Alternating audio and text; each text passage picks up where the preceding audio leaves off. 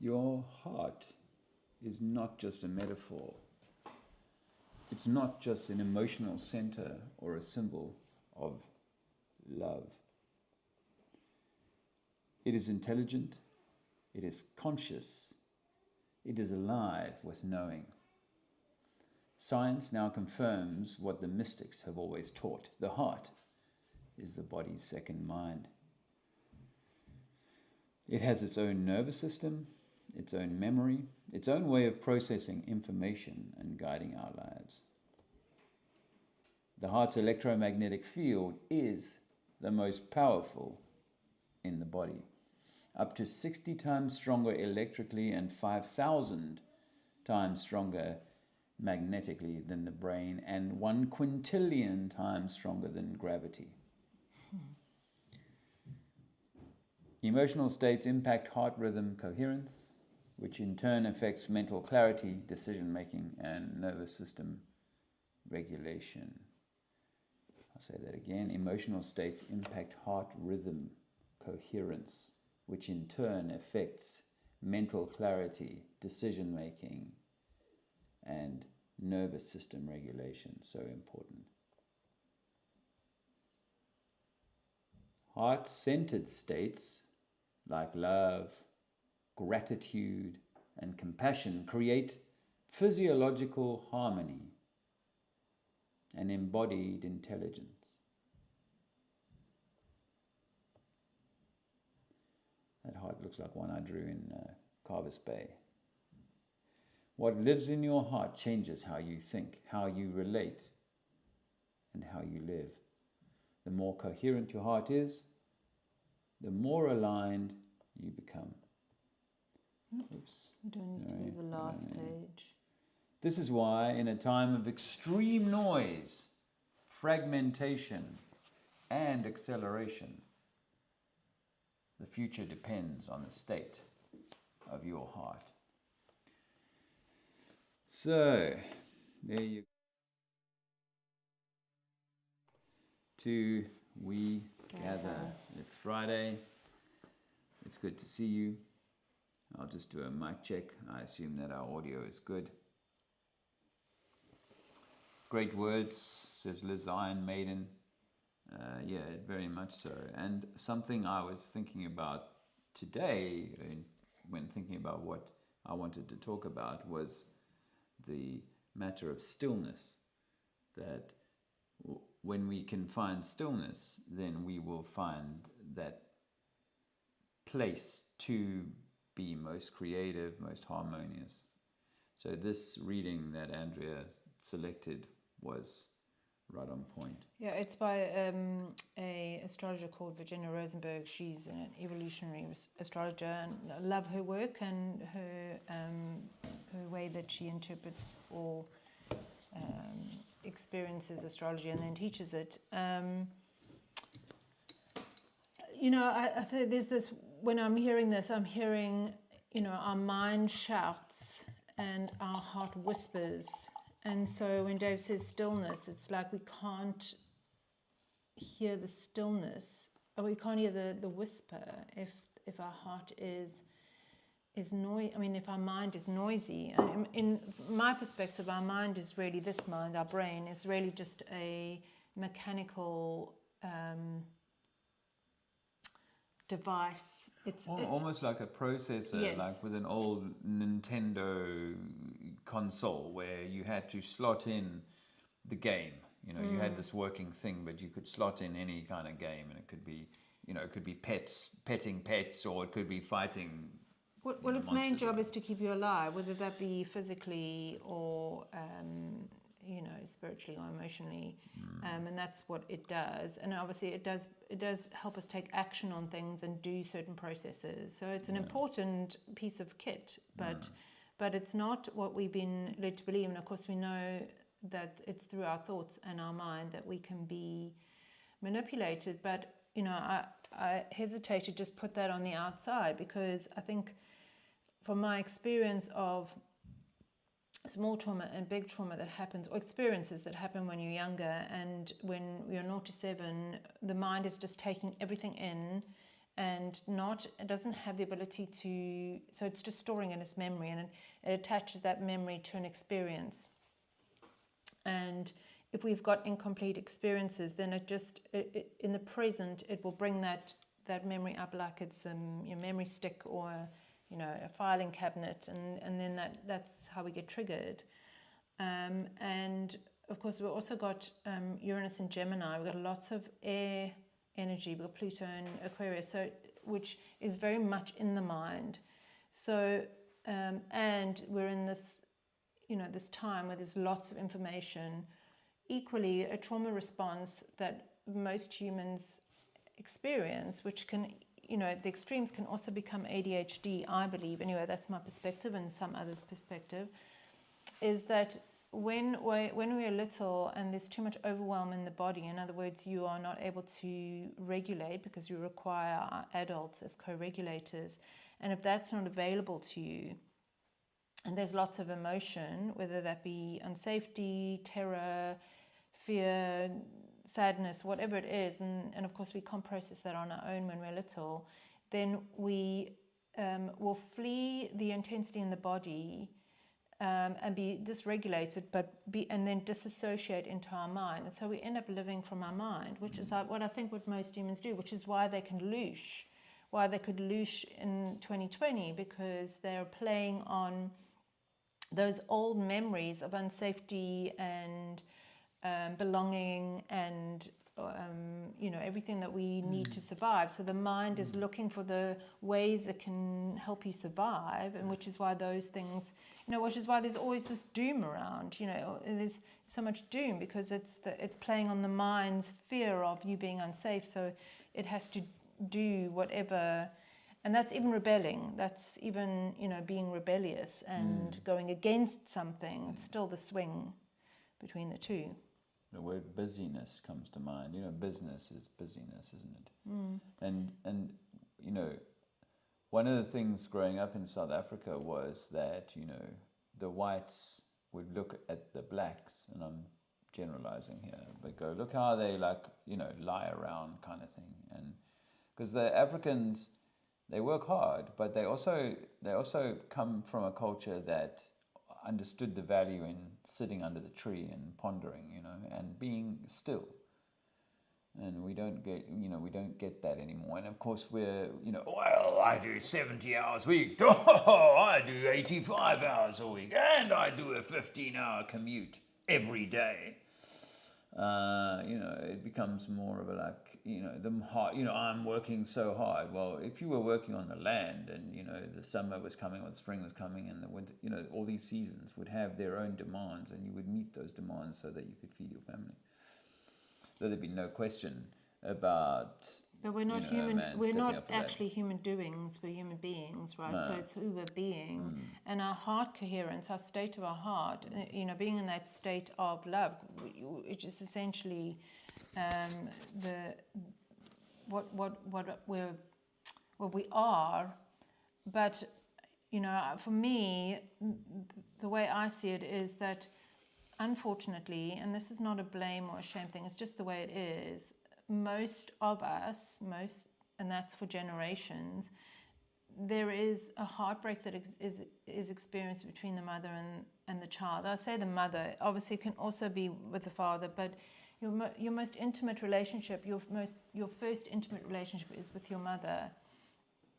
And sometimes it's not that your mother even has to necessarily break your heart, but bringing in brother or sister into the mix, when you're two, you've got this bond with mummy, and mummy now brings in brother, and you no longer have that same attention. Mummy's, yes. Well, for a child, children don't go, oh, mummy's just busy with money, brother. It's okay. No, children are. The world is centered on you when you're a child. Yeah, right? And so that should be in a way. So there's decisions, and they're so subtle sometimes. Those decisions you make about yourself. I'm not lovable. I'm not good enough. Mummy doesn't see me. Mummy doesn't hear me.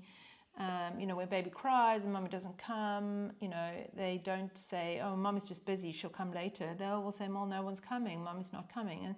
And that's a form of heartbreak, that's a form of abandonment. And it's very subtle, I know, and I don't believe majority of mothers do that with any intention, but we also know that we have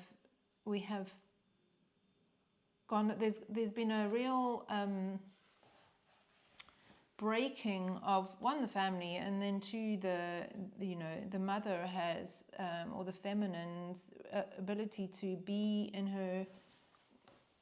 her role as a nurturing mother, and then even the polarity between the mother and the father, the ability to be in regulation, and I know for sure that through the generations that's not been available.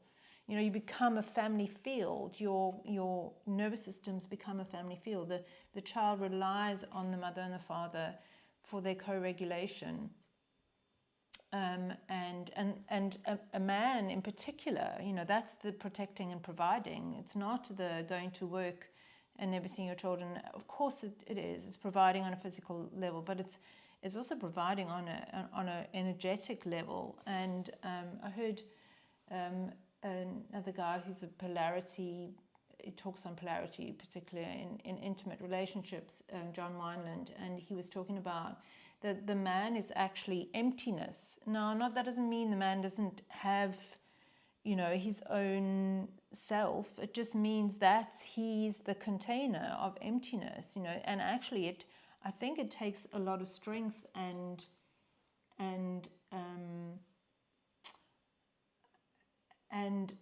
intention to be that open-hearted emptiness. And then the feminine is the intuitive feeling, creative one that then fills that gap. And then of course the child becomes the trinity.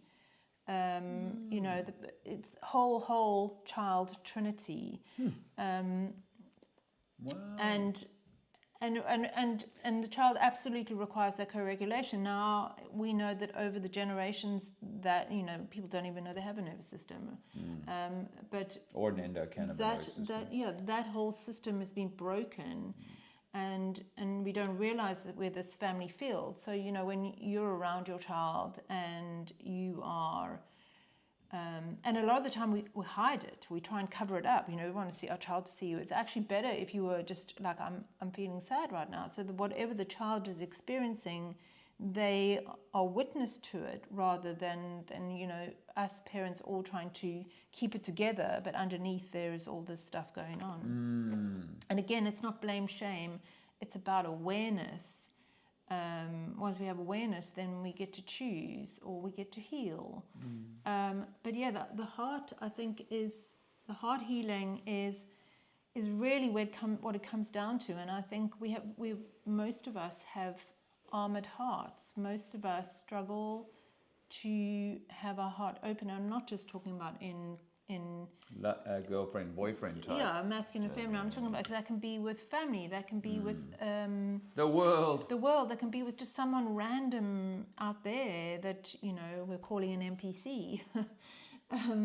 But our heart open is our technology. It is our mind. It is such an important thing. And if it's all armored and shut down and closed, then we aren't able to access that. In fact, the mind is just louder.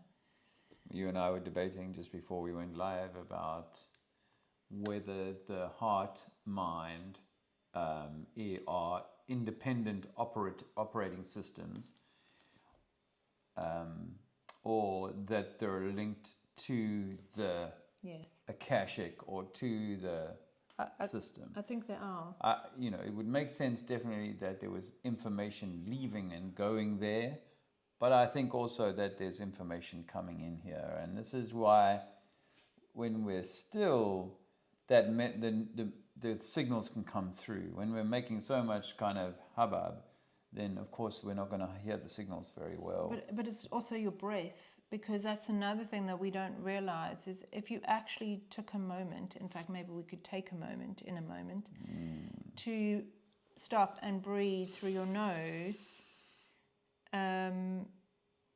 And notice how much gripping and holding there is in your body. And I think that breathing, you should breathe in and out of your nose, no out breath through your mouth. that's where you're getting your information from.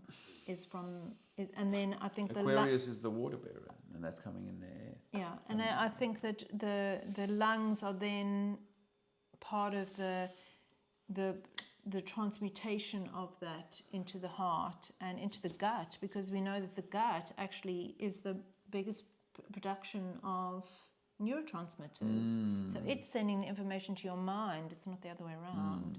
And your digestion isn't just digestion of food, it's digestion of everything. It's digesting and processing everything to then be sent off to the necessary energy centers that require that information, because food is information, water is information, breath is information. Everything is ones and zeros. It's all electrical.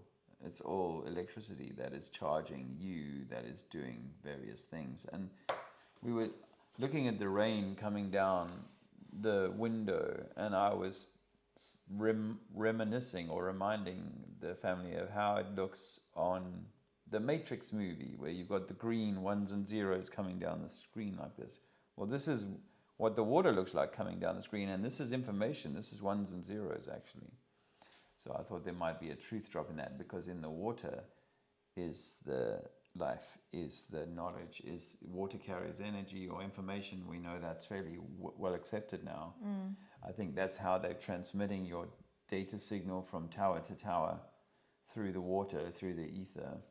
I mean, really, an apple is carrying information, right? It's giving you something that is... Well, if you can simplify it to, if you were playing a computer game and your character picked up a computer apple, obviously it's just it's lights on the screen, but for that it's rendering a certain set of zeros and ones to create that, and that's, in that sense, simplistically, no different to what's going on with the ether. And so when you're right, I think that you breathe in, this water, into this electrical charge into the alveoli, and that is where maybe you can bring information into you.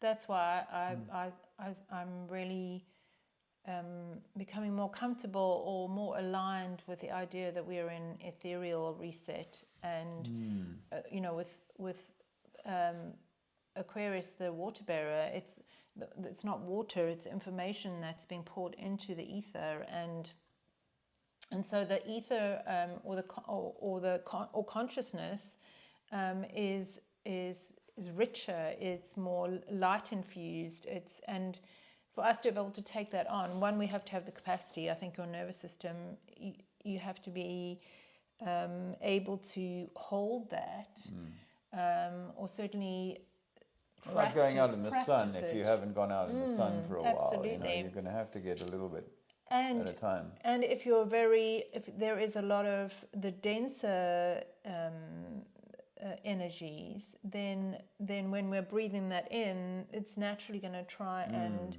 be that alchemy of it either being transmuted or being pushed out, which is what a virus is really. A virus is, or flu is, that, which is why I think when people are going through little upgrades, and you see this particularly in children, we've certainly seen in Zizi, when Zizi gets if he's had like a cold or whatever, which he doesn't get often, does he? No, but he has had. But if he has a little bit of illness, then after that we see a growth of his immune system. Obviously grows, and so he's taken in this like upgrade, and then he grows. And I think that's the same when we're taking in this new.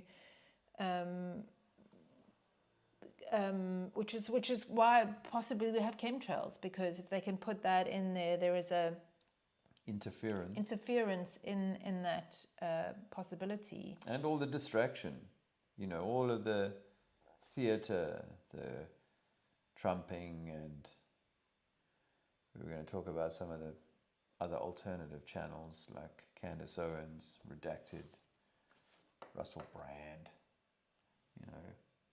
but all the noise that is being created to keep the mind active and in play, and the most relevant thing, rather than heart-centered and sitting in stillness and expression being in our of body, inward and outward, than in our minds. And again, there's nothing wrong with being in your mind. It's not about saying. In fact, in my opinion, you can't need to not. Be in your mind, of course, at but times, if you haven't got that opportunity to be grounded and earthed, then it can feel very scattered. You can feel like there's no sense of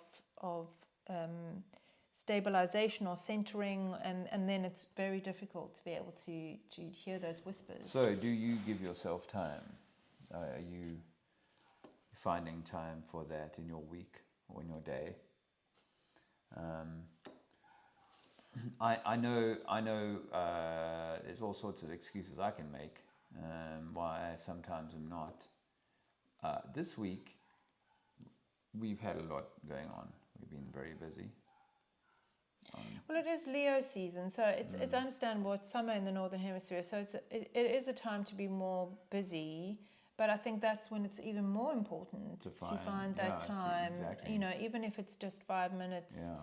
You know, even if you just stop and just stop for a moment and go, you know, okay.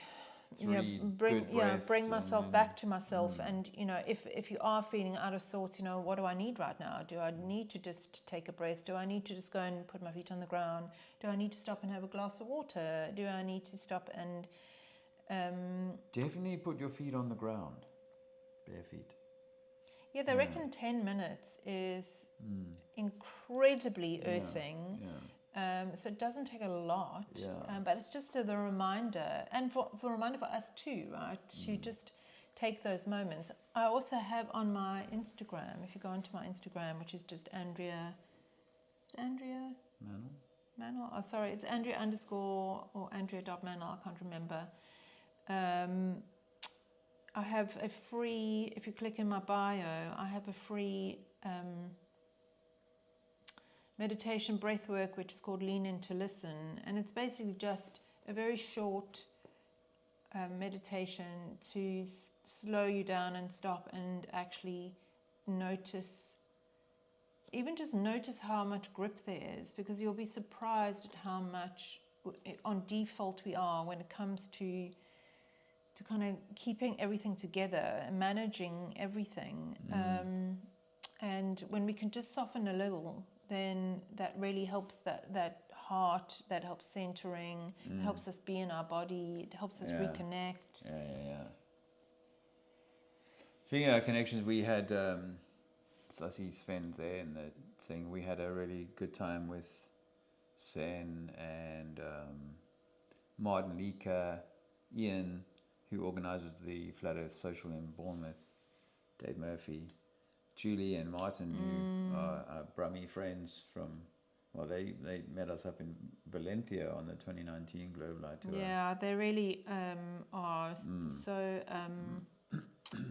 loyal, and you just put so much effort into the community. Thanks to Sven for lunch, actually. We really enjoyed that. That was a treat. And thanks for your support, your coffees. And someone, Reop, asked if we were answering questions. Yeah, if you've got a question and it's reasonable, then of course I'll handle it. Because Glyph is there. Still want to sort out our thing. Terry, how you doing? Liz says, where are you really looking forward to? Spain next month? Yes. You're heading back to Spartanburg to stay with Cami. That's lovely. Lovely. That sounds like a good thing.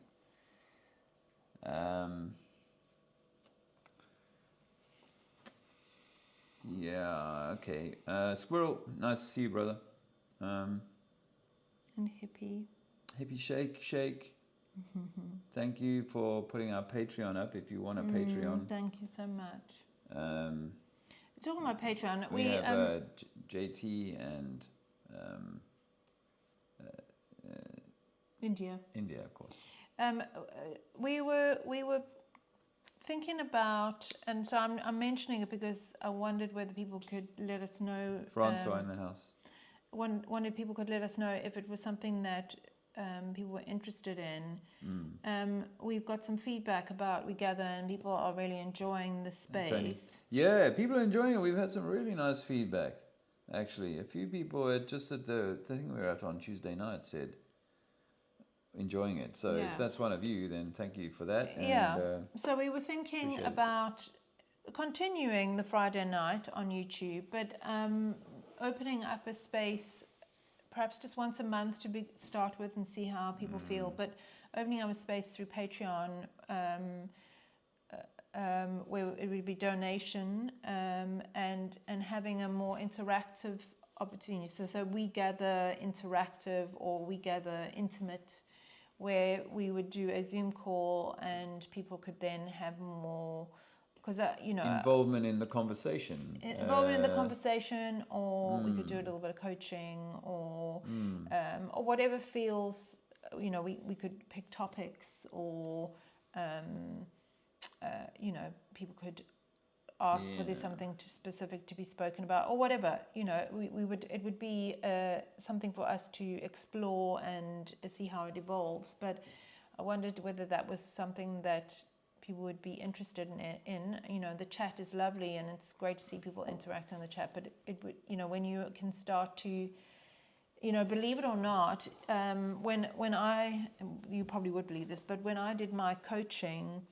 All my coaching is done online, and one of the really important parts was that you were able to see my heart.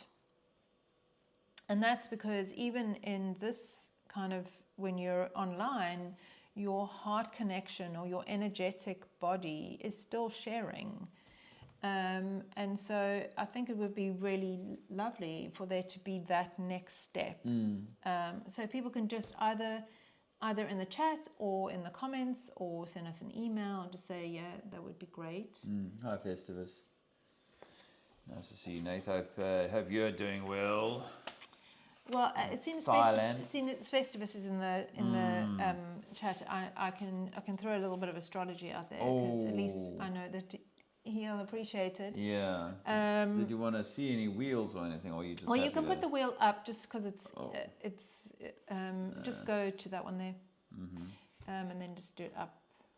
Let me just check that I've actually done that. There you go. Oh. Okay. So see what you've done, Festivus. I've now got to do all of this. Well, you don't have to. No, I can mention it. I just thought if I seen as we've got the moment. So this is Dave's chart. I've got it in Placidus. You've exposed me. I just like Placidus. I just resonate with Placidus. It's not important, if you want to learn more, we can have another conversation about that. But again, the reminder, people can't see that the green is the transiting. The inner ones are Dave's actual natal. I've got way more up here because I really like some of the what they would call asteroids, but spiritual points, I call them, that do actually have a part to play in your journey. But I wanted to just focus here on this one here, which is Chiron. And Chiron is, we each come in this lifetime with a Chiron wound. And that is, Chiron is the wounded healer. And it's a deep core wound that we've come in this lifetime to turn our pain into our power, or turn our pain into our wisdom, because the deal with Chiron is, if you accept that invitation, then through your own healing you can then offer it to someone else. And it's a lifetime journey, although you do at about 49 to about 51 go through what they call the Chiron return. And if you haven't addressed the core wound, then that return will all sort of come up then. It's interesting, it just happens to be around that time that, for instance, women tend to be going through menopause, so it's like the real life review opportunity. Anyway, Chiron went retrograde on Wednesday, And when something goes retrograde, it amplifies, or it intensifies, or it becomes magnified. The invitation or the wound or whatever that archetype is trying to teach you or show you or help you with or guide you on becomes amplified. And that's in Aries, which is the wound of self, which I believe all us humans have. Chiron has been in Aries since 2018, but went I think was in Aries full time, because it went in and out because of retrogrades from March 2020. We remember March 2020, don't we? And that's very much about the wound of self, where we hand over our power to outside, and we lose that sense of self.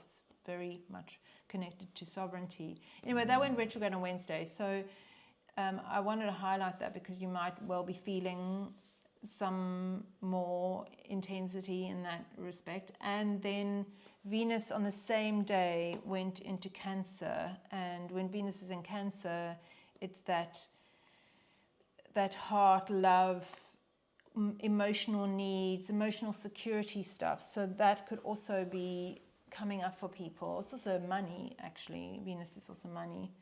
And then, of course, just a reminder that we have Pluto in retrograde, we have Saturn in retrograde, we have Neptune in retrograde, we have Mercury in retrograde, now we have Chiron in retrograde. The moon is also currently tonight in Scorpio, so Scorpio is also, and this will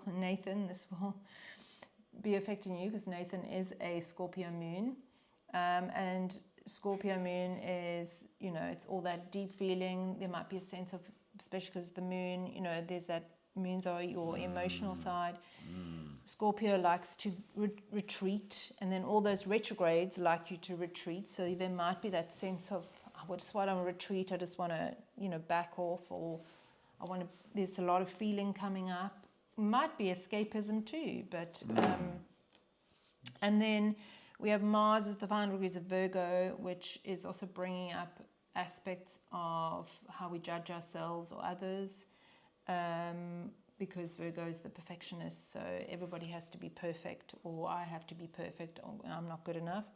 And then Uranus is in Gemini, and it's conjunct Sedna, and that's also very mind stuff. So what are the thoughts? What are and Sedna being the depth, it wants you to transform. So it wants you to transform your thoughts.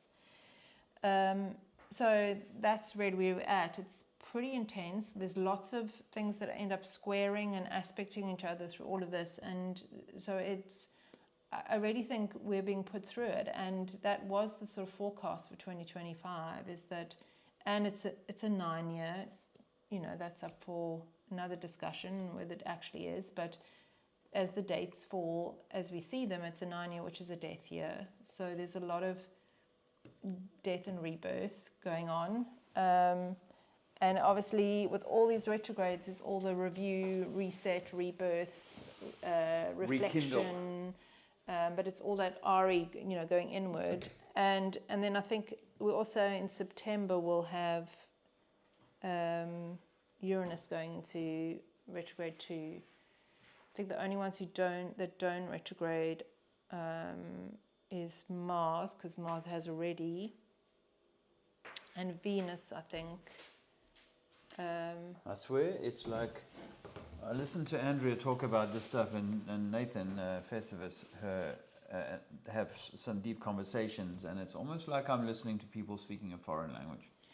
It's like they know the language, she's really deep in it, and it is super relevant. And I think that there were always people who were meant to be like the weather forecasters and the kind of, and they can also go like, okay, the reason why it feels like this now is because of these things, and these things have been brought into alignment. Well, it's very personal as well, because what's aspecting me, I've got a lot of Pluto going on in my chart at the moment, so it can feel quite intense or heavy. I've just got lots of squares and oppositions going on with Pluto, my natal Pluto and Pluto, but for someone else that it may not be. So it's a very personal thing too. But yeah, I mean, often we're the thing that's happening on the outside, we think it's happening to us, and we think it's happening out there, but it's not. It's deeply connected to us, both individually and then collectively. And I think there is that we're disassociated, disconnected, and equally, this doesn't necessarily resonate with everyone, and I completely understand that. But I do think it's going to become more and more relevant. I spoke to a lady at the Flat Earth Social. Yeah, and sorry, I've forgotten your name. And she was talking to me about the Bible and the revelations in the Bible and astrology, and I think they're the same thing. They're just another way of narrating it. And, these things happen in cycles, and they happen for the evolution of the 12 Earth. disciplines, 12 disciples, 12 zodiacal signs. In fact, Dave Murphy's talk, which we didn't get to see all of, but he was talking about Greater Earth, and we found it quite interesting. Found it very interesting, and stuff that I've already kind of mused. And in this, why I was thinking about it maybe is because I've come across these ideas in my mind because I've had times of stillness where I can really hone in on the stuff and then give my mind time for the expansion into these ideas. But Dave was pretty coherent in putting his together. We had to leave eventually. We were home after midnight. Yeah, it was a late night and we had a long way to go. But it was very interesting, and I hope to hear more. And he was talking about the reset clock, the reset clock. Was talking about the Greater Earth and how there is other land, and how this clock moves across the. Keep talking. Across the flat Earth or the plane, but it's all connected to the astrological cycles. So for me, it's just I think the more that we're able to connect to it, the more that it will make there will be syncretism, I think. So this Prague Astronomical clock, or Wenceslas clock, came up actually, and we've stood in front of it and have marveled at it in our lifetime. So, but that it's been interpreted or in the wrong way. Yeah. So that this clock, although he pointed out that this here, they've kind of snuck a globe in here since they did the refurbishment post World War II. And it's interesting, actually, it's so interesting now that I think about it, because Dave showed a picture of this clock being destroyed, or partially destroyed, rather, and needing to be repaired and adjusted. And one of the things one of the things that really struck us about our visit to Prague was how much of the city is still original kind of buildings. It's like one of those cities, up until Dave pointed it out, now I think about it, it's like, wow, so the clock got just battered, but all the buildings in St. Wenceslas Square all look like original, like Tartarian or whatever. It did feel like when we were there that we went back in time. Yeah, I mean, I kept making this joke about, I can imagine Hitler. This is 25 years ago or something. I can imagine Hitler, walking up these stairs. It just had all of that kind of like pre-World War II grandness. You can go out of this one and go to the other one you want. It's a nicer one. But the point of this clock is that it's actually this wheel that's turning around here, and these other wheels. Aside from him giving some clues, Dave has interesting clues about this being the sun and the moon, and how they moved the connection from the sun and the moon onto these hour hands instead of them being part of this other wheel. I think if I was catching it all correctly, but that we know about processions and so on, and he was saying that, like, I'm sure this thing is moving around more rapidly, but that there's a clue inside of here to say this part of the Earth. Let me just go back to this part of the Earth that we live in, that we see in the what might be the projection in the moon and so on, is only a part of it. I know many of you and I have been saying this for years, is that there's other rocks, other continents that are like potentially under ice or underwater, or parts of continents underwater and so on. But that this part of the world could become more frozen up or melt down over thousands of years, right? Which is why, like in Canada, they have an area called Newfoundland, don't they? C300, Newfoundland, and when they say, oh, we could walk to we had these land bridges. Well, they try and make it out like it was ice and snow. Or even New Zealand. New Zealand. Yeah. Land. That we've seen, plenty of very accurate globes that don't have Australia on them, from the 1600s.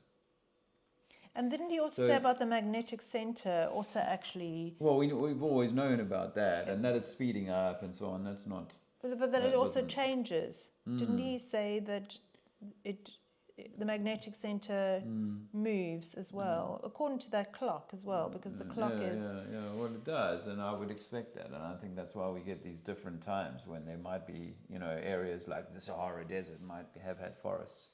There are people that say moving forward, which is possibly why the likes of China and Russia and whatever, everybody's wanting to get back into Africa, because actually what it's about to become fertile and, the land of plenty. Yeah, Nathan says there's not just Prague, many cities have these astronomical clocks. There you go. And it was interesting actually to hear Dave Murphy talking about the astrology in a way, because he was having to, in his offering, he was having to develop elements of the significance of Cancer, Capricorn. What were the other two on the cardinals? Sagittarius and Gemini. Yeah, how. Yeah, I won't go into. I won't do. We don't even go into the fluff. But the point is that he was having to bring it, because we've spoken to many times over the years with Dave Murphy. Well, what is important when he was saying that actually we're no longer in Capricorn and Cancer. That actually that's an old map.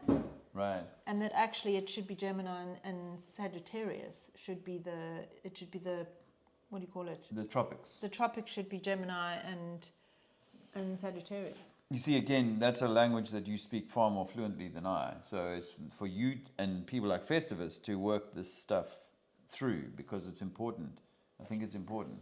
But anyway, the point is, I guess that Dave comes from like that left brain side of things, but he's here. He's like now in his journey into flat Earth and the electromagnetic and stuff like that, because I think he's starting to see that, then there has to be this acknowledgement of the importance of the electrical sockets in the sky. Well, I think what also is wonderful is the evolution of information, right? Because we can't just go, okay, I've got it now. It's the kill shot. He might come down to the Speaker's Corner Trinity. And I don't need to, there's just so much more for us. That's why, with that 24-hour sun, whatever it was, whatever that final experiment was supposed to be, if anything for me, it's a good thing, because it promotes the willingness to allow possibilities of other things to be. And I'm not talking about a globe. I'm talking about that, that there is more, there's a depth, there's more wisdom. There's so much coming through. There's so much. And the more that we are these vessels for that, the more that we can connect with that vital remembrance. We need to ask this fellow called Festivist to come online sometime and put his mug on here, and represent Nathan himself. Has incredible depth when it comes to... You see what he's written here, the H-man, he's talking about the hitman, the lure man, the lure man, yeah? The German dude from World War II. He was representing Uranus. And and this is all being played out by the stuff. These guys are picking it out and they're turning it into, like, you can see the blueprint and how they're playing these things out when you look back and know when we can look back and use the stars as our guide for understanding how things have been played at certain times. then we can perhaps cast forward more accurately and say, well, that's why Trump is doing this now, and the next character who's going to come along will need to do it. Well, the Gemini, the Uranus and Gemini, because Uranus and Saturn are the co-rulers of Aquarius, and Aquarius is technology, and so the Uranus in Gemini, which is communication, which is digital, which is anything around movement or communication, which is why the sort of digital stuff is going to become louder and louder and louder, or more embedded, because that's very much. But Uranus is the awakener, whereas Saturn is the restriction and controller and rule follower and teacher, and it's much more like restrictive and controlling, and I don't want to focus on it being all bad, because I think that there are Saturnian lessons to be learned, even if that is to take your sovereignty or your power back. But yeah, it's fascinating. For me, it's almost like not understanding what weather is, and then not just waking up every day. Isn't it like part of our energy in truth seeking is to work it out. What is, as a youngster, and even as a young man, I was like, what's the meaning of life? What's the purpose? And then it was like, there's no purpose. It's nothing. It's all bullshit. I don't know that and now I think that it's so important that we. It's not just working it out, though, is it? Because I think that's the problem. Is that otherwise it's just more stuff. Yeah, but It's working it out, but then embodying it, because it has to, in my opinion, mean something. Otherwise, it's just more stuff to clutter the brain. So what is that? And each of us individually will resonate perhaps with different pockets of information, or remembering certain things, because that's what we've come to connect to, or learn from, or offer, or be our medicine in this lifetime. Which is why some people are more interested in the nurturing of animals, and someone else might be more into, it's because we're all unique, but ultimately all feeding into the same intention, which really, in my opinion, is love. And that's such if that's such an important thing, it's one of those things that same cachet as finding out about the latest revelation on this truth or that thing, and that, you see it from like the what gets the clicks. That's okay. We really resonated with a few people. I met a guy called Jasper, and he's coming to the Spanish thing, which is cool. There's Julia Martin. Yeah. Julia and Martin are coming as well. So it's going to be quite a thing if you can get there. If you can't, there'll be another one. Yeah.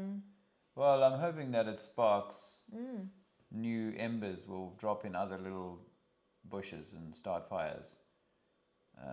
Elsewhere, and we will do more. Oh, and there's no reason why, like even, Liz going to hang out with Cami, just like wherever you can, if you can just, connect in the physical with, just a small group of people. I think it's going to become so important to have that network that's not just online. And don't get me wrong, the online forum and place is incredible, vital, and necessary, and it's not going away, I don't believe, anytime soon. But I think when you can have that energetic connection in person, it's so. And I think I have to do better. myself. But I also ask my friends in the community to also think about this. You know, some of us may have work to do on this. And that is that, like, we know that we've been lied to about everything. Many of us have come to this realization that actually we are an expression of something magnificent, something divine. And yet when I come into a gathering like that, I can also get the sense that, well, we could just be regular people, like coming to a book club meeting, not even a book, just like, some kind of sales like meeting or something. It doesn't, and I'm not being, critical. It's just an observation that we are not necessarily stepping over that hump of this, all the kind of human kind of barriers that we have, right? And so I was presented with, on Tuesday, with an opportunity to, and I thought in hindsight, I thought, you know what, I could have said hello to more people than I did. I was kind of perfunctory, a little bit in and a little bit out. Whereas, we should be giving each other all a hug. Oh my gosh, look what we've discovered and what we are. And yet we'll sit next to each other and mumble a few words, perhaps. But there was a guy there who was wearing a skirt and lipstick. And that was a surprise.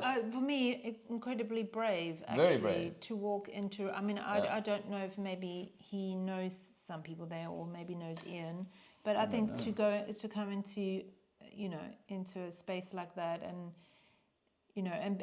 be willing to be who you are. Because it was even, I noticed actually, when I noticed him, I noticed that there'd been a remark by one of the speakers or something. It was Mark Devlin was playing he made a song up to something or other. He was playing somebody else's sort of truther song. Yes, in which it slammed. Regendering. And so I was like, oh, I wonder how that felt for him. And I've had subscribers to my channel that have been, transgender. At least two come to mind, as far as if I'm clear in that. Flat earthers. And so I saw this guy sort of standing. This is one of the breaks in between speakers, and I saw this guy standing by himself at the back there, and in the sort of on the patio area at the back. And I thought, we're all, in this together kind of thing. And I'm going to ignore this guy standing by himself, who is clearly going to be by him in a way, because he's. And we ended up, he wasn't a flat earther, actually. He was interested in the topic, and I ended up giving him some of my, best, smackdowns of the globe.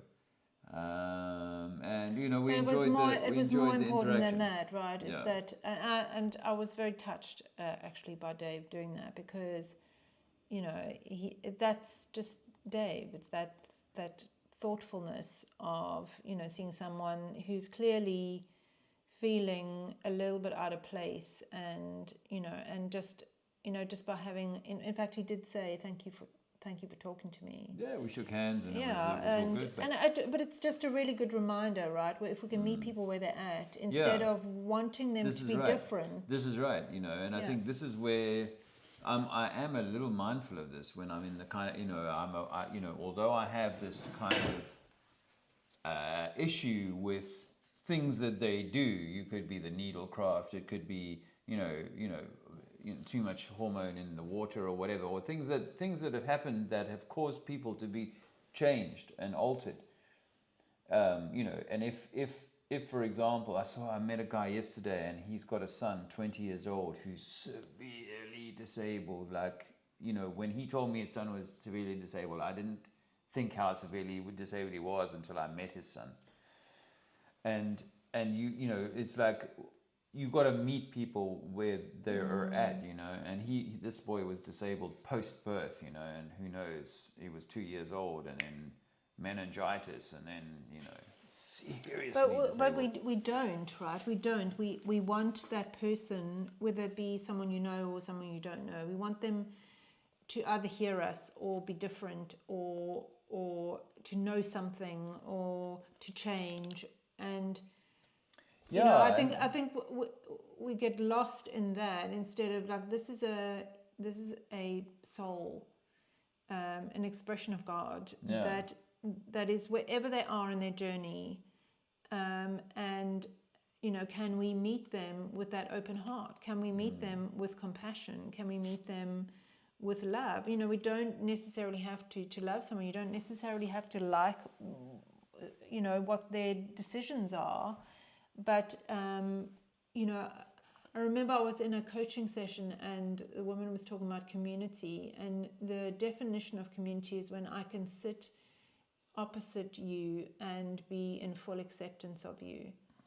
You know, when we can, no matter what, we can sit there and love you and accept you. And that's the true meaning of being in community. I had that a bit when I was doing the gardening over at you know, the previous place or a little while ago, where I'd sit for coffee with the two ladies, older ladies in their mid-70s or beyond.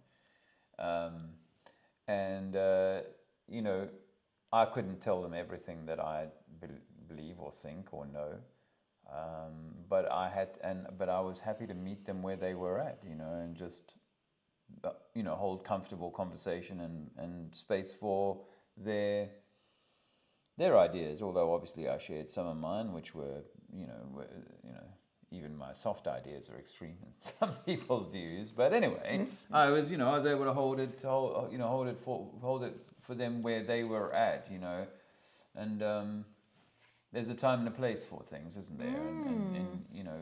Well, sometimes someone just needs you to listen. Yeah. Sometimes someone just they do need a little bit of guidance, but sometimes they just need you to listen. Or and in the transgender thing, right? I think that there's only two possible scenarios. One is that there's a natural percentage of men who have like such a strong leaning towards the feminine essence that their preference is to turn up in that way. That it's a completely natural thing. The other is that, and it could be a combination of both. And the other is that manipulation of the species. And I'm reminded of the 1970s experiment where they took a rat house, or they built a rat house for 3,000 rats.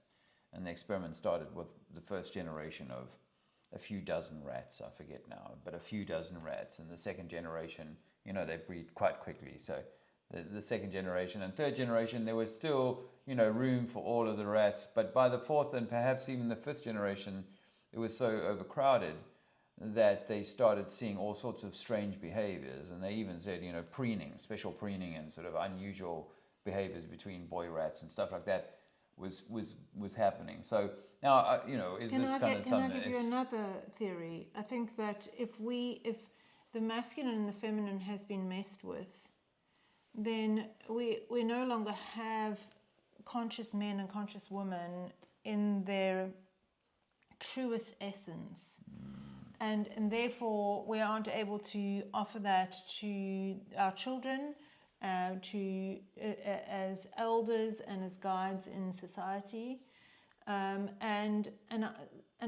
I think that there is really that whole idea of what it means to be that and love yourself for that. So it's a form of emotional and physical and spiritual and gender dysmorphia, that I want to be someone that I'm not because you know my father did this, or the men in my life did this, or the female in my life did this. So I think there's an element of that too. And I'm comfortable. You see, well, what I want to, and thanks for that. What I wanted to say is that either way, whether it's natural or unnatural events that have brought a person to that place, is that, you know, like to meet them where they're at, because they're doing me no harm. To meet them where they're at, and with compassion and acceptance of people have the right to choose, and acceptance of someone being different. and making different choices and Right.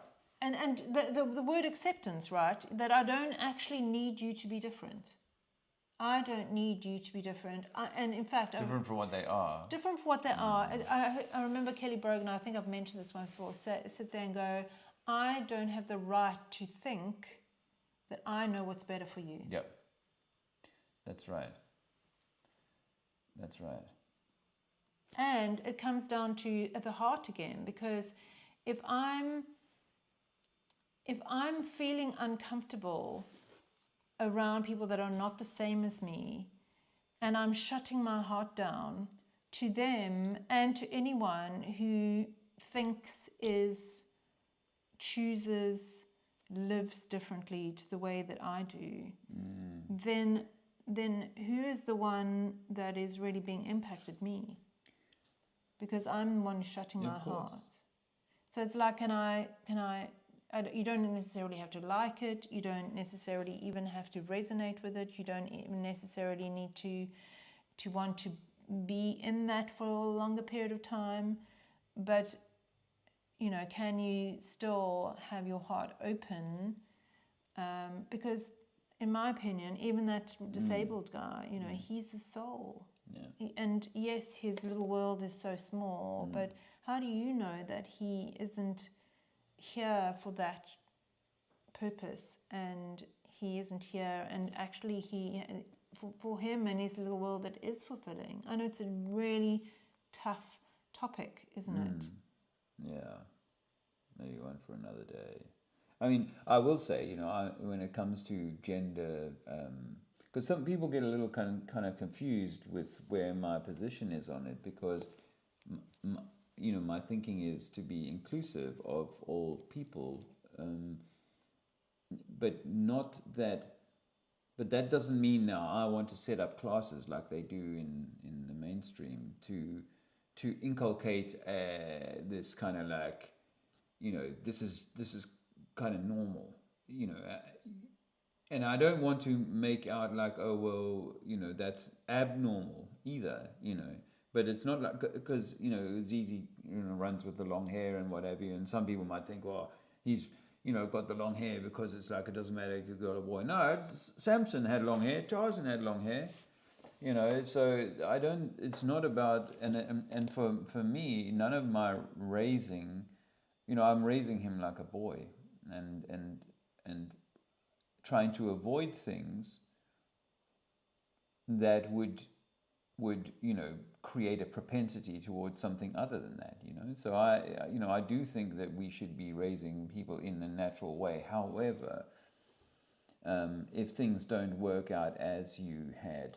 intended, you can't throw the baby out with the bathwater. Hey, just like this friend who has this 20-year-old son who is so severely disabled that his whole life centers around the care of this boy.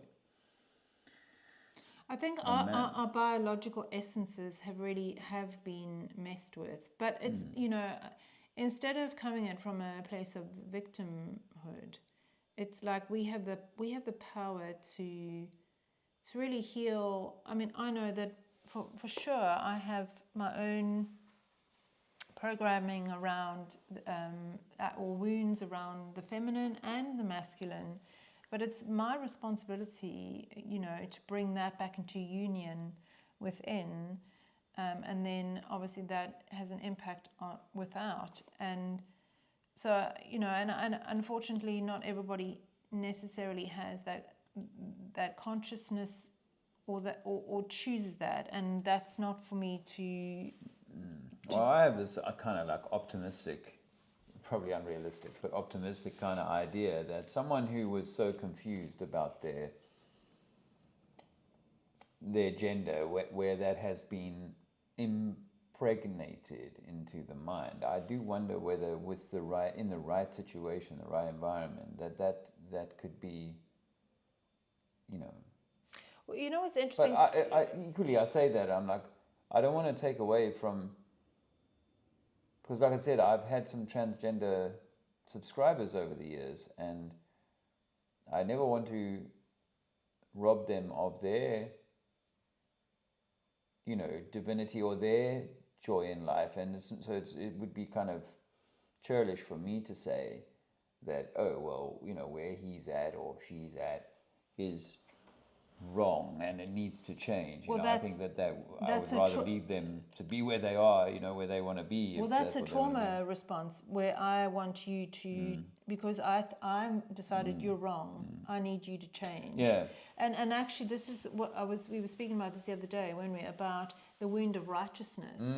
I think that we all are affected by this belief system of wrongness that comes through the church, and it happens at school. If you're wrong, then you get marked against you, and but it happens at home with you've done something wrong. This wrong and right is a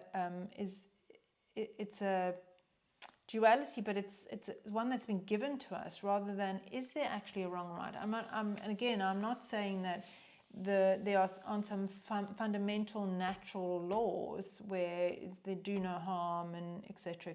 But this idea of wrong and right, and this was Kelly Brogan as well, that I heard her say, just because I don't align with the way that your choices doesn't mean I have to make you wrong. And the reason that I do that is so that I can feel superior and righteous. And really, that is a trauma response. Because I don't align with you, or I don't necessarily choose the same things you do, isn't my place to say you're wrong, you don't get to be like that. Yeah, and the reasons why people are a particular way often is because of various things. I was thinking about oftentimes, lesbians will be like, well, they've already done, they've had boyfriends and they turned out to be complete knobs. I mean, they dickheads. I mean, tools. I mean, you know what I mean. Well, they've had men that have treated them in a certain way. And they've gone, and so including their father, probably. Yeah, and so so it's like,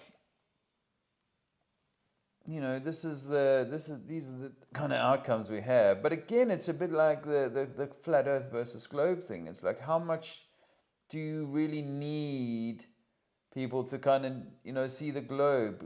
Because as I've said a few times, it's not going to change your spirit knowing, or it's not going to change your heart knowing that the Earth is not a globe and that the governments are all a franchise designed to steal your soul or something. It's not going to, knowing that isn't going to assuage or address or attend to the things in the heart that need to be attended to. So, it's just like chuck this knowledge out there, and then everything's going to be healed. It's a little bit like the people with the vaccines in COVID times. Just throw these needles out like darts, and everything's going to be good. Well, that's not true either. So I think we do. We need to, like, what they say in the Bible, like you look at the chip or a speck in your brother's eye and ignoring the log on your own, and blah, blah, blah. Well, I think we spoke about this last time, or maybe the time before. Then the most effective way of, well, firstly, you being the most important, you be the change, is that when we're beacons of love and light. And I don't mean, this is not about being only in the love and light. I'm meaning that we are doing that deep work. We are doing the healing and coming into alignment and living life from a more loving place. That then we're more. That's more effective in an energetic sense. It's way more effective than if we're either judging or trying to trying someone to either hear you or change or be different. Well, I mean, the very best example of that would probably be, with your son, in this case, Zizi or Luke, where my foibles, my approach, the way I address you, how I represent myself as a man, all of those sorts of things will have a direct bearing on them, right? The apple doesn't fall But it's because it's who you're being. It's So- not what you're doing, it's who you're being. Yeah. If we are this field, then who you're being is felt way beyond any... Like we read, the heart is Exactly. got this most powerful signal. Well, and that's also us being these magnificent beings, right? That are all powerful, because actually, if we're who we're being is how we're going to experience this life, and the people we interact with, and what's going to come in. It's who we're being. Yeah, and I think that guy who was wearing the skirt, I think he could tell, from whence I was. I know he could tell from whence I was coming, and that that he knew that my place talking to him was one of sincerity, not one of I'm going to find a way to embarrass you or. I just wanted to say though, I think if we are feeling that way, because this is not about you just need to stop doing that and just be. I think these are all these situations are opportunities to notice what sort of story comes up when you're faced with someone that is different to you, or, in my opinion, you're probably carrying your own dialogue about being judged or about being wrong or whatever, and then we end up projecting that onto someone else. So it's an invitation. Anything that's standing in front of you, the world, relationships, people that are standing in front of you, there are the opportunities to be a mirror for you to do reflection on, like, what is actually going on here for me? Be curious, and what part of it can you be responsible, and what part do you need to tend to that's actually being mirrored back to you? Am I being self-righteous and because I have my own sense of wrongness, that it's easier for me to make someone else wrong than actually have to be with my own wrongness, because there's so much entanglement of shame or whatever it is, anger, resentment, whatever it is. Well, that was quite a nice little sideline conversation there. I do hope you enjoyed that, all friends. That was fun. Oh, why have I lost my chat? Let me just see what's going on in the chat. Oh, I see Adam's here. Nice to see you, Mighty. Yeah, we haven't Don't seen most you for Christians, a while. normal people, like a drink and music? Most people in this country like alcohol. We've stayed in a lot of places where there's a lot of alcohol. We've only recently seen a great big increase in foreigners coming to where I live. I actually have, I don't want to be like, but I have noticed that actually. Some areas, there's some places, tiny little hamlets and stuff in England that, they just look like they always looked. But there's lots of the sort of middle-sized towns that are... I'm a foreigner. Well, you don't look that foreign, though. But I am. I'm South African. I'm not. Yeah. I obviously have a British passport now because my mother was born in Scotland. Obviously, the one angle on that is that it's like, like some people say, it's bringing in all these soldiers for some kind of civil overhaul of the system here. And the other side of it is that it's a natural consequence of, well, we've created a world where people can move around very easily, and then we've also destroyed, economies have struggled.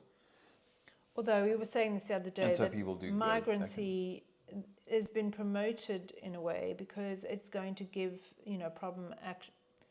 problem reaction solution. Yeah. So back to where Nathan had said that time was moved from Giza. I don't know if you guys know that. There's some detail that Festivist will have to unpack for us someday. Yes, well, it gives them more reason to have to come and have a chat and explain all of that. It's very interesting. Yeah, Lightning 300 says the Milky Way galaxy is at its brightest during June through September. Use binoculars to look at it. You are looking at the firmament, bottom of heaven, hidden in plain sight. I do like that. Alex's home is stunning. This is I assume you're talking about the guru, Alex Michael. Yeah. Yeah, it is sunny, yeah. And we met Tranny Flat Earther in Ipswich. Ahoy there, Dean. Gaining wisdom says, in Western astrology, an interference pattern coinciding with the calendar changes over time. I hear that the sidereal Eastern astrology is more in step with the 41K plus great year cycle. I haven't heard of 41K. I'll have to speak to my people about that. Dean says he's in a dress with a beard. All right, mate. Well, I know you damaged your foot, but this is... I guess they've got you on medication, and things have changed quite rapidly for you there. Well, it's imagine, what happens when you haven't got much to do, right, except sit still. A lot of transformers there. Interesting take. Yeah. I think that astronomy is for globies. Yeah. Seems like maritime law on land is a nod to Atlantis of lands rising and sinking. Yeah, you're adding some juice to the flame there. And Nathan says, I believe that's part of raising Atlantis. Actually, Zizi was telling me that they're building a new building called Tower of Babel, the Babel Tower. And he says it's going to be 10 kilometers. I'm like, Zizi, are you sure that this isn't some kind of like thing? Because the Jeddah Tower is heading for 1 kilometer high, isn't it? Zizi keeps me up to date with this. Is one of the subjects he's interested in. He can tell you exactly how high the Burj Khalifa is, blah blah blah. But he came to me the other day with this, and it was called Babel. He's the Tower of Babel, he says. So who knows? Maybe you guys know. Let's put a light on. All right. I saw Tony Whitcomb's comment earlier on. He's been he's flipped a work colleague out of the globe, so that's pretty amazing. I just read a piece, this is Mighty Adam, out of a work colleague's book, he's Muslim, where it stated not to sit at a table where there's drinking and music. The book was labeled 365.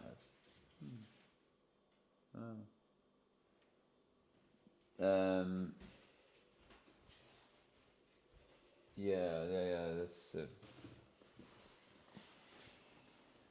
I see that. The Great Replacement Program. Yeah, it may well be hippie. It's funny actually. Because I came across a guy who was well connected, and he said, back in the 70s, they told this guy who was very well connected that we're doing everything we can to get the whites out of South Africa. Like there was a real top level push to get the whites out of South Africa, So I do. It's a curious thing because I see, what is potentially like the changing of England to a brown skinned country. I see that possibility. I don't have like a dog in the race in a way. I think people are naturally, like these Jamaicans I was talking to, they are naturally more comfortable in their homeland. I think that. I think Africans being in Africa, it kind of makes sense. It's not to say that they shouldn't come to England and even if they really want to live here, then and all that, But I think a lot of people are doing that out of economic migrancy rather than they choose to leave. With their friends and family and things that they love. And I know that some of the Western countries have got certain benefits or comforts or opportunities that don't exist there. But in the main, all things being equal, I think people would stay where they come from. In the main, they might travel, but. And so I don't know what's going on, because we know that, as far as we know, that the Moors were in Europe all the way into into even France, I think. Well, I mean, like up France, and so there was a time when perhaps there were no white people in those parts of the world either. You know, there's something wild about how we were reseeded, because I am a believer in the idea that there was a cataclysm, and that there had to be a reseeding, therefore, and we don't come from one seed. Black people do not create white people. It definitely has a connection to the epochs, right? There is definitely an epoch related. Yeah. I don't necessarily have clarity on what that means. Yeah, for all we know, they want more black people up here because the sun's about to get a lot hotter up here. You know, I don't know, and yes, my heart is with you on that. But the truth is that the England that we know from, say, the 60s, 70s, 80s or whatever, or if you're, from a previous generation, the England that they knew in the, say, turn of the century, 1900 and whatever, it's part of it's all part of the sham. It's all part of this created fake reality. And so the kind of the nobility and the kind of Victoriana of the British Empire and the lovely villages and all of that sort of stuff. It's all part of some Truman Show, So part of me would love for England to remain like all these pretty little country villages and so on and so forth. But I don't know what's going on here, and I don't want to be too invested in the things that are here in that way. But one thing's for sure is I think we're going to need to find ways of working with people if we're here. I mean, and my ambition to go to South Africa is acknowledging that I'm going to, as part of that, be very much looking to work with Black Africans so as to create that community, can create that opportunity, and that bridge between someone. And most Muslims I meet in the main are wanting that kind of family stable kind of thing. Yes, is it true that if 30 or 40 or 50% of your town is Muslim, then you're going to have a Muslim mayor, and they'll start bringing in kind of things that align with more closely with their social norms. So yeah, I see all of that coming down the line. It's already happening, of course. I'm not fortune telling. So yeah, it is. The heart does kind of wrench a bit on things like that, but it is also part of this game that they're playing on us, my dear. Part of this game. 15-minute cities. So did just to change the thought stream, there was that. I'm not sure it's a man, but Riop saying is Dave going to answer? I don't know if he's still here. Oh, okay. So just in case he asked a question it's and like we missed over an hour ago, but I haven't seen a question from him.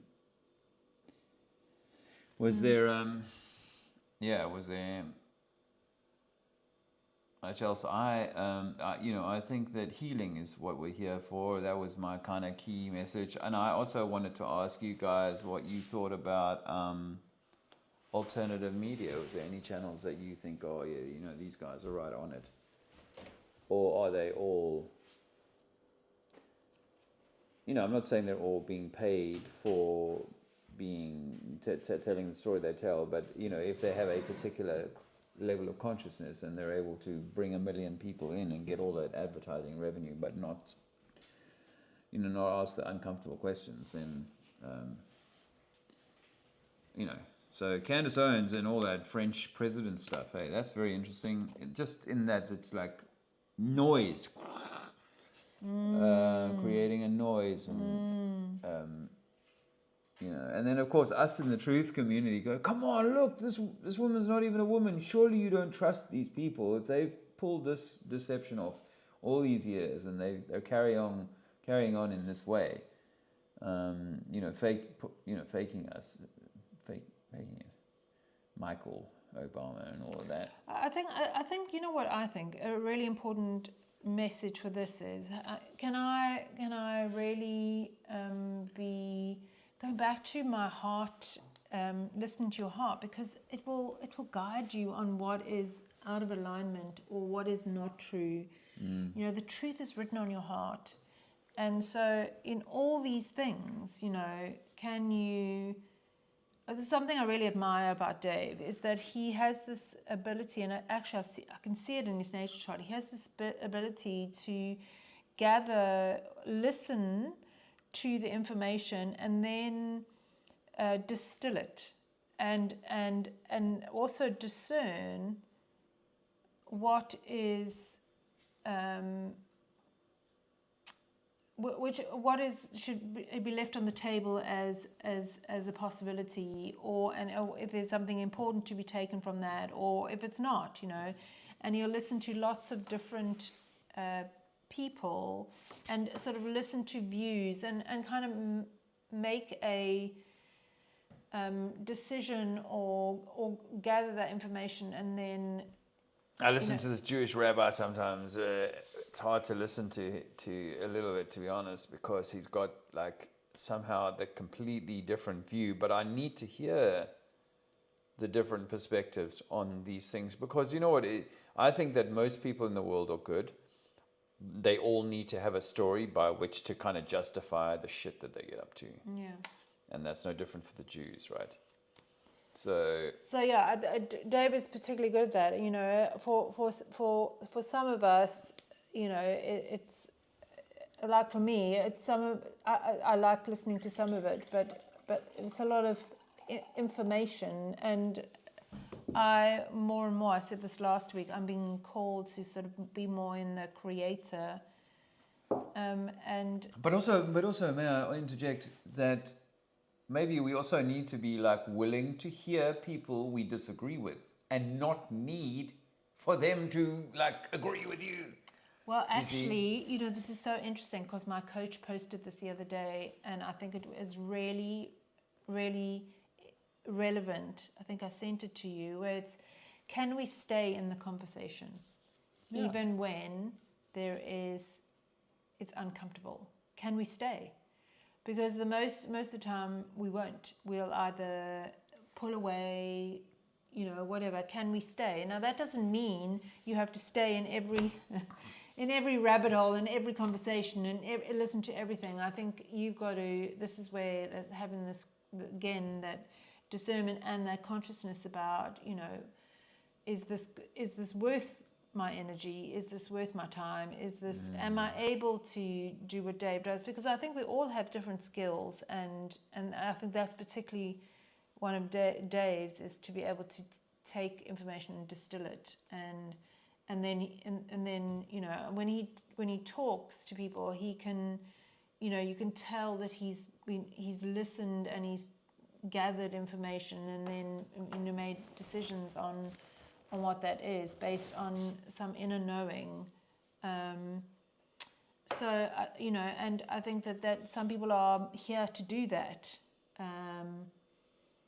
because it's just very noisy, and you have to trust when it feels right or when it doesn't. Yeah, it is noisy, but for me, like, say, you're the lifeguard looking over the pool, and it's like all these children are squealing and squackering and what have you. Well, you've got to be able to kind of just float above all of that, right? And you're just going to keep an eye on all the children and make sure there's no heads that are not bobbing. So that's, that's what I think with that, is that I think that there is, things that we can elucidate. That's not the right word. There's things that we can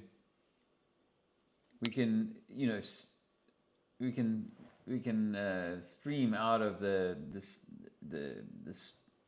spew, and then use, because I do I think that we do need to be watchers. We do need to be aware of the things that are going on. But like I was saying to Hippie, I think that it's like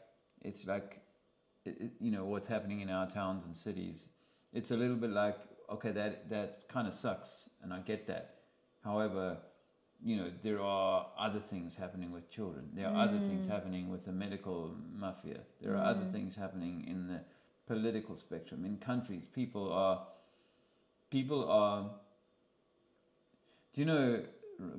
Reminds me when we were doing the street activism in Durban, and we became kind of close to some folks in that community. Like, we come one day and they're like, Dave, I forget the guy's name now, I'm sorry, but I think it was like Mohammed or something, or whatever, I forget his name. Mohammed got stabbed last night, he died. Here, over some cans in the bin, there were two guys fighting over cans, empty cans in a refuse bin. Because they sell it. They get a very, very small amount for the metal. Obviously for the aluminum. And he died. And, and this is happening hither and thither. It's all over the place in so many different ways, but this is obviously just some of those chickens coming home to roost in our own towns here. And yes, it may just be the natural kind of reality of having gone and spent 100 years, creating an empire out there in all of these different places. But whatever it is, I know that it is just one of the many changes and things that are happening in so many different theatres and so many different ways. But we are all, each of us on both sides of that conversation are the expression of something most high. I don't take any special privilege like the Jew to say that I'm somehow better than you. We are all the same in this. However, our programming is not the same, and it has us believing different things about ourselves and different ways about how we should behave with each other and all that sort of stuff. So yeah, I just thought I'd spill that little bit of beanage. And yes, I do sometimes watch this lady, Candace Owens. Some people say she's not a lady, but who knows? I don't listen to Russell Brand, although I had confessed that there have been one or two clips over the last year that I've listened to just because it's like, what is he saying right now to the masses? He was the Pied Piper, no, the kitty catcher, kitty snatcher, or whatever they call it, in the 2012 Olympics opening ceremony. But I think it's a nice way you put it. I heard someone actually talking about religion, that it's not there's a whole rabbit hole when it comes to religion, which we won't go into, but what we've seen is a lot of people have, energetically we're being called to back to that spiritual relationship. And so actually in the last few years, a lot of people have returned to church. Yeah. And it's not about it being wrong or they they shouldn't be. It's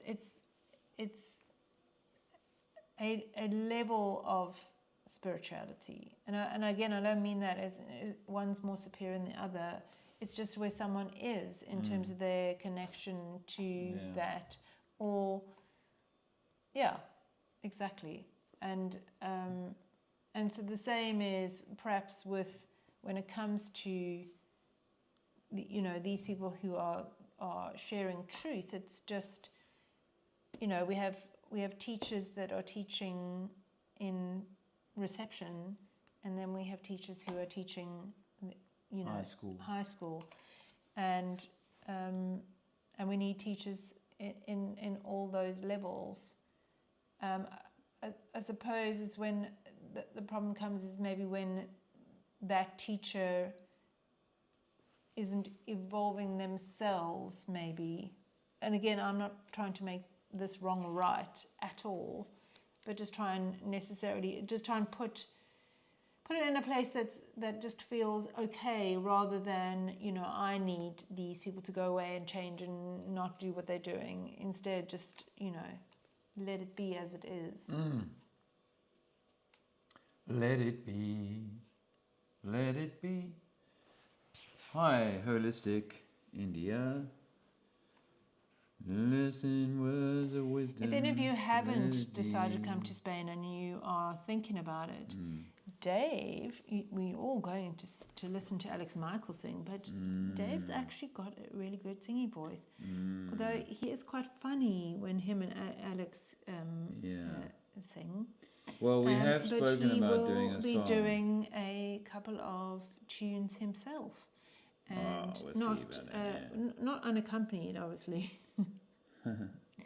But well, I don't know if we do the karaoke, but Alex did offer me to sing one of his banging tunes, and actually we started this evening with one of his harmonies. But there was also if there's anybody who didn't get it, Alex sent out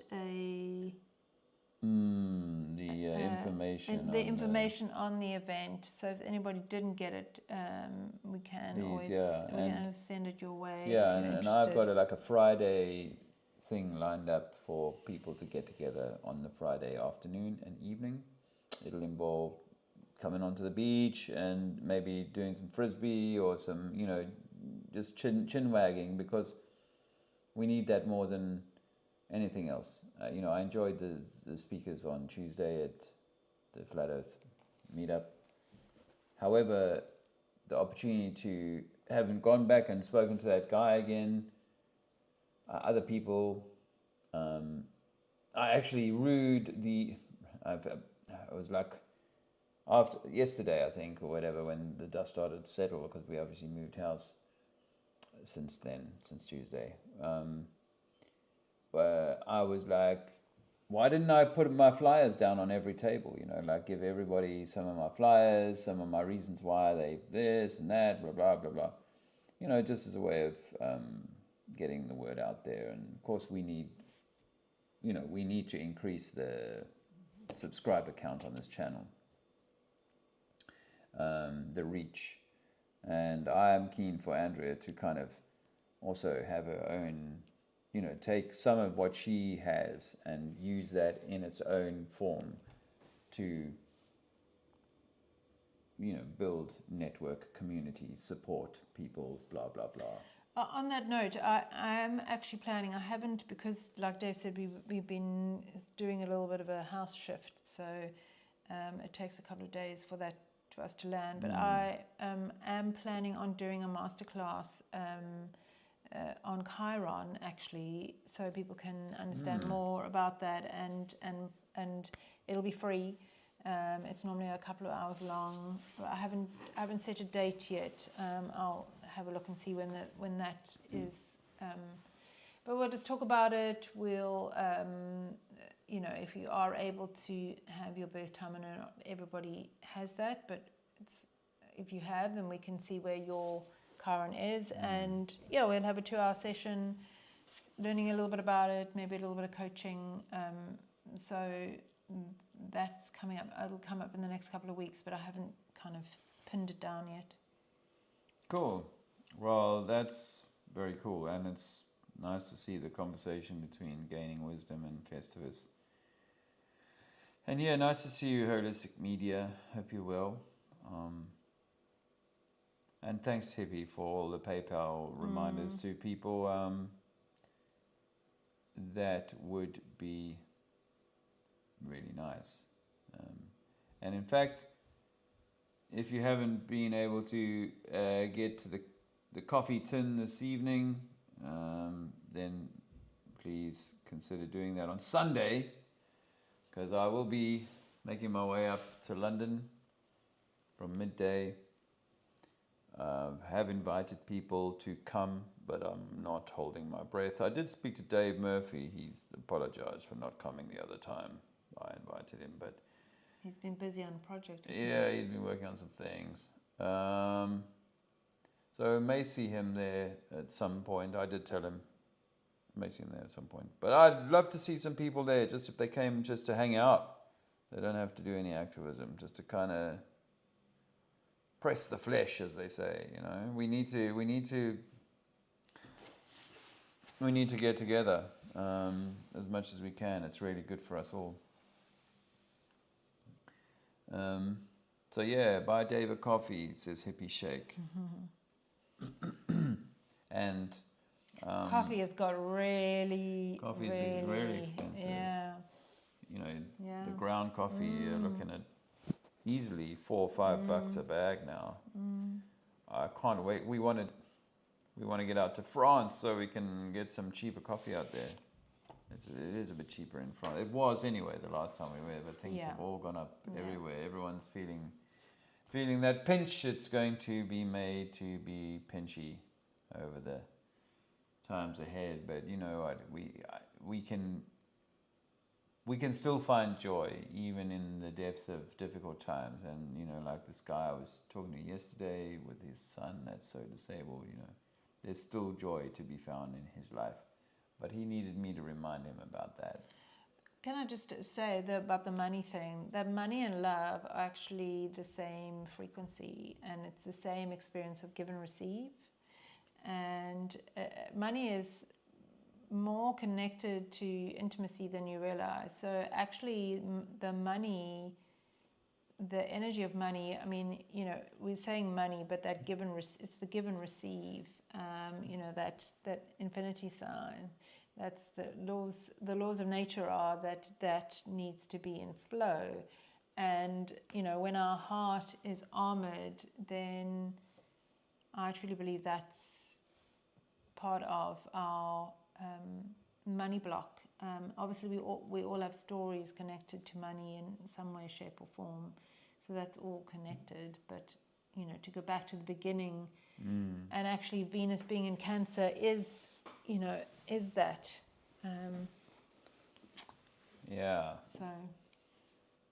so don't be bums, hit the thumbs. Give us a thumbs up, and we'll look forward to seeing you all in bright and breezy in Speaker's Corner on Sunday. Actually, the weather is a little bit iffy on Sunday, to be honest. So obviously if it's raining hard, then there's no point. If it's kind of like a little bit of spitty rain and what have you, I'll still go.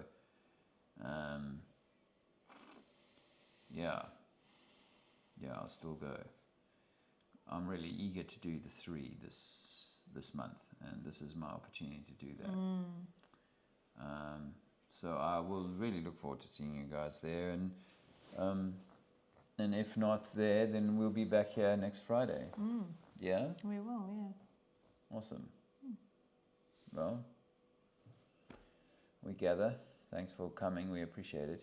And we'll gather again in the not too distant future. And in the meantime, talk to your heart. Listen to your heart. Listen to your heart. That was what? Who sang that? Alanis Morissette. No, that's not right. Well, someone in the chat might know. Yeah, it was such a popular Swedish kind of band. Listen to your heart, and I was talking to you. Simini minimi. I know what you're doing, but I can't recall. Very tired. Very tired. Yeah. Yes, we've all had a long thing. But again, thank you, Hippie. Thank you, Gypsy. Roxette. That's it. Roxette. There you go. Have a lovely